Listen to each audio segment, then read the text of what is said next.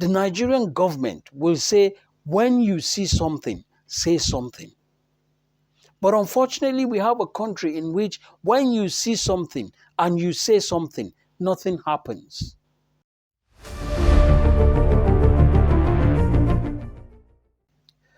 Hello everyone, I hope this video meets you well, and it's another beautiful day. I hope it is beautiful wherever you are watching from. Right, today I want to talk about few things. You know, once I'm here, I'm only talking about Nigeria, nothing else. And I don't want you to give up on Nigeria because, as I keep saying, Nigeria has so much potential that rather than running away from it, we need to come closer so that if we don't make it okay for ourselves, we can make it okay for the future generations coming. And for that reason, we can't give up on Nigeria. So today I'm going to talk about four things. I'm going to start with the insecurity that is happening in Nigeria. You see, for any country or any nation to progress, and for the people of that country or nation to progress, they must be in a secured environment. The more secure you are, the more inventive you become, the more thoughtful you become, because you can spread your wings and you can do things without thinking about your life. But unfortunately, we are in a place in Nigeria where insecurity has taken over the whole entire nation. But this insecurity is not that it is people that are bringing it. It is people in government. And I repeat, a lot of people have said this several times. It is people in government that are bringing all this insecurity for their own benefit. Now, I'm going to quickly take you through something that happened just recently. In Benue State, a town was invaded by these bandits. And if you listen to what one of the victims was saying, you will understand why a lot of people and myself believe that the government are the one behind this insecurity. Because this guy said they had a rumor and they were told that these bandits will be coming on a market day. And they got in touch with the authority. They got in touch with the securities to let them be aware that we've got intelligence that these bandits will be coming to this village. And you can hear what he said. I'll let you just listen to what he said for a minute, so I'm not taking words out of his mouth. On Thursday, which was our market day, we started hearing rumors that the headmen are coming with guns and swords in larger numbers again. Then we called on the security to come to our aid again. One police officer with his boys, Mr. Danzuru, he went there, and they posted 10 mobile police members who are in the village with us. But the bandits that came with cutlasses and guns, Fulani mixed with these bad boys, they outnumbered them. Over 400 militants invaded our village. They surrounded our village just in no time. We started hearing gunshots. They killed people. More than 60 residents have been confirmed dead. There are still more suspected casualties yet to be recovered. Up till now, they are picking people in the bush. You know, this bullet, when they hit a person, sometimes you run with madness. You run as if you are mad. They run as they are possessed. They will go and die. So they are still picking people in the bush. Some people that died, they started rotting, so they're just covering them now. After the massacre killings, we just run out of the village. The village is just like that. Nobody has made a mass burial there. Some families have buried their relations, and most of the corpses are lying in the mortuary now, and others in the bush. We are yet to pick them. Not a sign of life. All doors under lock and key. The only sign of life is the domestic animals, a handful of them left behind by their fleeing owners. I'm sure some of you must have watched the video in the past of Tinubu before he became the president, that he was saying that he's going to employ 50 million youths. What are they going to eat? Agbado, cassava, corn, and things like that. We are under police. And we are competing with armed robbers and bandits to recruit from the youths who are unemployed. 33% unemployed. Recruit 50 million youths into the army and the take away from their recruitment source. What they will eat? Cassava, agbado, corn, and the morning, yam in the afternoon. Is growing here. You create demand and consumption. So what happened between that time and now? And I'll tell you, it's very simple. Because if these people are going to invest in tackling security, it is going to cost the government money. But there are money that they have already been spending. And I will explain to you. Every single governor of a state in Nigeria is collecting between 700 and 1 billion every single month, not annually, security votes. What are they doing with these security votes? I know. Nigerians are really, your duty Yes. is to legislate Yes. for the good governance Yes. of this country. And you're trying to justify today's salary of each legislator, 29 million naira. How justifiable is this in today's Nigerian economy with a salary, a minimum wage of 70,000 naira? A state governor in this country is going home with over 700 million naira security vote every single month, minimum. Some go home with 1 billion naira. The state governors, they put it in their pockets, right? No. Now I'm going to break it down for you.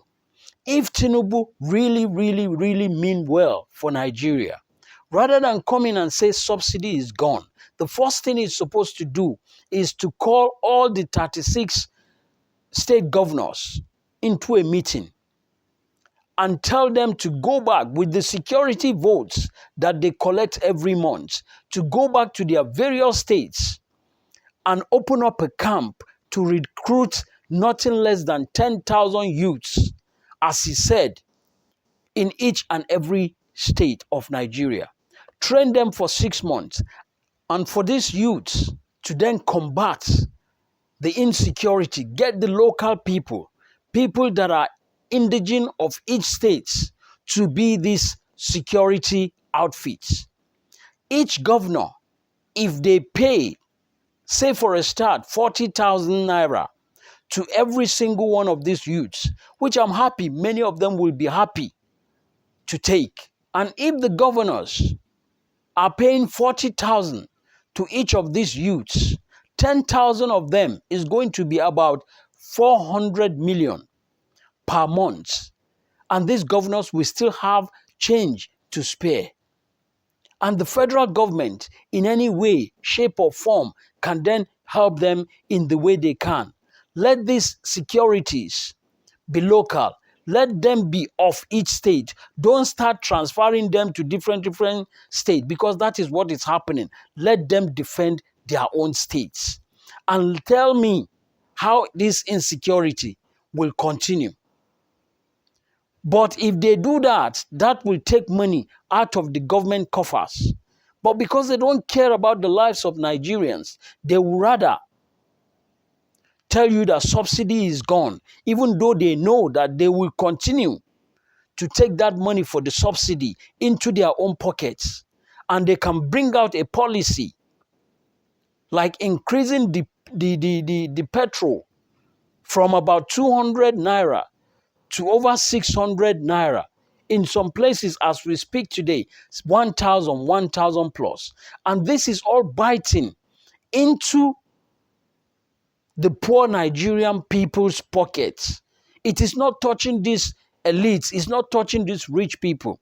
That is the only policy they can bring out that can put so much money in their pocket.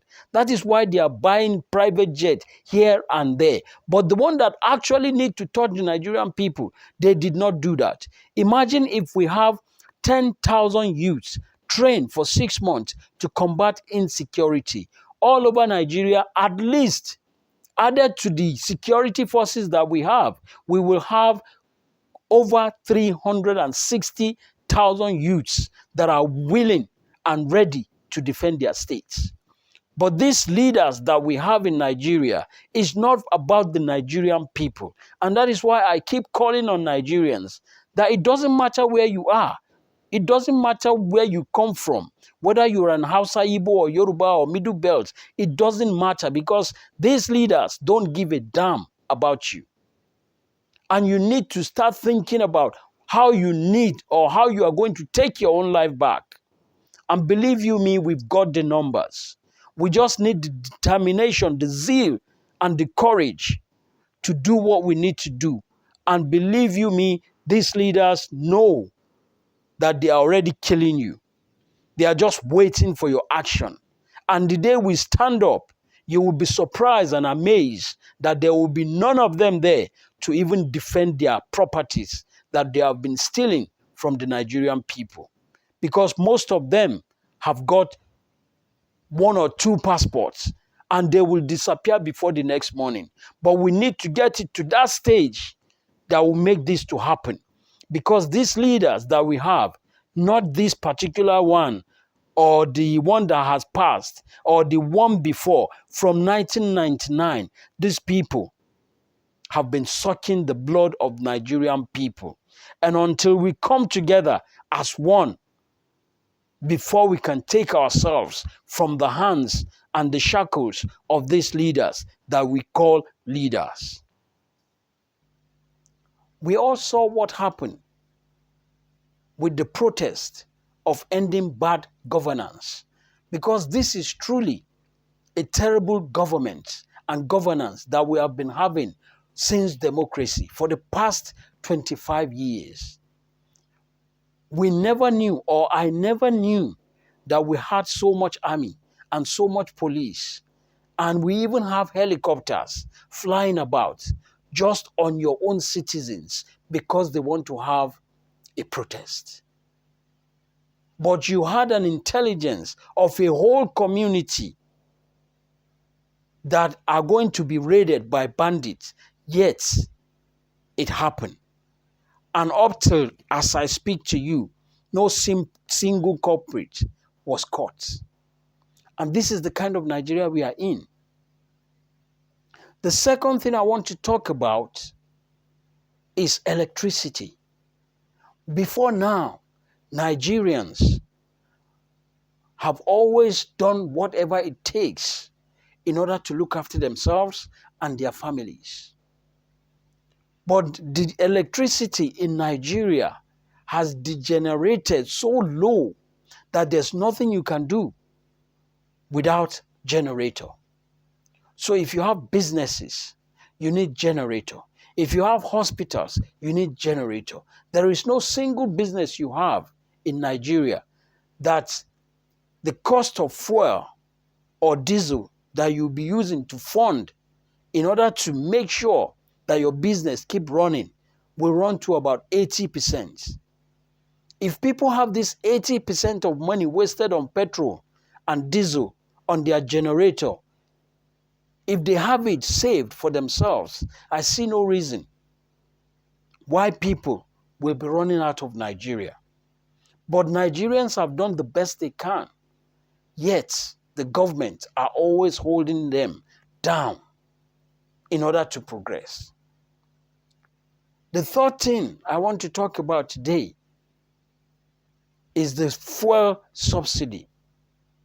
Remember when this government came, I keep saying it. When they came in, the first thing they said is fuel subsidy is gone by Tinubu.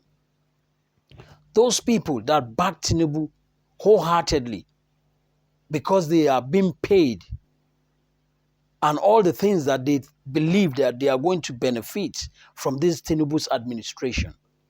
I believe they are all there now scratching their head, thinking of the grievous mistake, an unpardonable thing they have done to the Nigerian people. Tinubu came in and he said subsidy is gone. But one thing I want to be clear today is that that subsidy was never gone. And that's the sad reality of this country.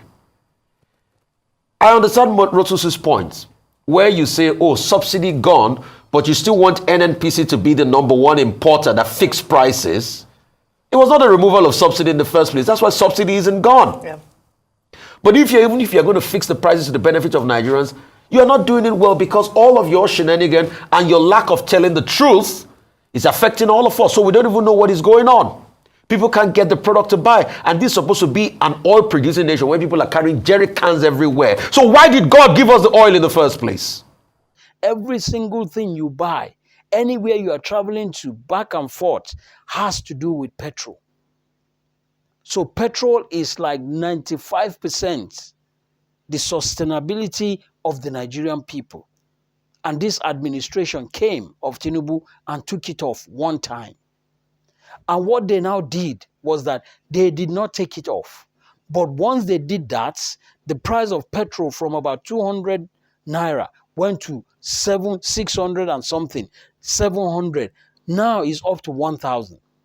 And the more commercial vehicles buy this petrol at exorbitant price, the more everything, food, yam that is being transported from one state to the other, the more all these things come on top of those things. So what is happening is that that subsidy they told you is gone. They are still paying that subsidy. But unfortunately for the Nigerian people, they are paying that subsidy into their own pocket. If you go through Sahara News, you will understand what I'm saying. That subsidy is gone. That amount that is being used to subsidize Nigerians is going now into the pockets of these our leaders. But you are the one now that is now paying that subsidy. And this is what has happened. And our lives, the Nigerian lives, will continue to go in this way for as long as possible. Because I have not seen anything in this government or with this government that is telling me that this government are willing to sacrifice for the benefit of the Nigerian people. It is the other way around. It is the Nigerian people that are sacrificing for the exotic lifestyle of these our leaders. The fourth one is our refineries. Nigeria had 4 good refineries. And for more than how many years? 20 years. None of these refineries are working. This government has come and gone. That one came and gone. Another one come and gone. And none of them could fix these refineries. And the simple reason is, if these 4 refineries are fixed, those people they call cabal that are importing this oil into Nigeria, their business is gone. Rather than take the lives of the Nigerian people as priorities, they are taking the lives of these cabals as priority. And that is why we are still where we are today. They will never fix that refinery until we have a government that will come in and take us back to capital punishment. An eye for an eye.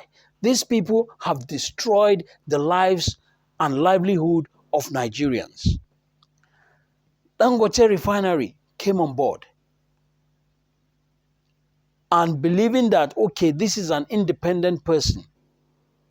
But believe you me, you can see what is happening at the moment.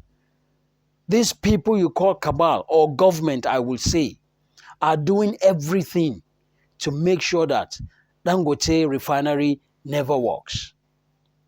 Irrespective of what you think or what you say about Dangote, this guy came on board. And if these cabals are being dealt with seriously, with capital punishment, then the cabals coming behind will understand that there's no room for all this impunity. They are doing everything today in order to make sure that Dangote's refinery does not work. Dangote's refinery is a national asset. In the first place, why should we even have Dangote refinery if we have government that put the people as priority? Our 4 refineries will be working today. And until we answer that question, until we pull all these, our leaders together to answer these questions, before we can move forward in Nigeria, from the insecurity to the electricity to the fuel subsidy to all our refineries that are not working, and then to the Dangote's refinery that they are doing everything to stop from working. And this is where we, the Nigerian people, need to stand up and fight as one people. Whether you are from the north, whether you are from the southwest, whether you are from the southeast, we might not be bounded by blood, but we are one family. And what I mean by one family is that we all are being afflicted by these common enemies. And these enemies, whether be a northerner, whether be a Yoruba, whether be an Igbo, these guys are together as one family. So we that they are afflicting, that are the victims, we need to come together as one family. Whether you are from the northeast, northwest, north, south, southwest, southeast, it doesn't matter where you are coming from. We have to come together as one family in order to wage that anger on these people. They are never going to stop. Gradually, they are putting their own people and their children in positions. These are the people that are going to continue from where this one stops. And like father, like son, I don't see anything that is going to differ from what their parents did. So before we get to that level, Nigerians, we need to all stand up and fight for our lives. Nigeria is worth fighting for. And we all have to come together and make it happen. They have made sure every way, every avenue that a Nigeria can use in order to fend for himself. This government and the past government have made sure that they trample on those avenues. So it is now down to we, the Nigerian people. This includes the security forces, because you are also afflicted. It doesn't matter if you are getting 50,000 today from a lawmaker, 100,000 tomorrow from a lawmaker, and then you think that you can keep your people down. When we get it right, we've got more than enough in Nigeria for everybody, including these criminals. But the right way to go about it is for us to come out and let them understand that Nigeria belongs to every single one of us. Please share this video because it needs to go around. I know I haven't got much followers. I haven't got much people viewing these videos. But no matter how long it's going to take, I will keep passing on this message. I will keep shooting this message. If I continue crying, eventually, in the middle of the desert, you are going to hear me. So we need to come together as one family and deal with this situation. Thank you very much, and I'll see you on my next video.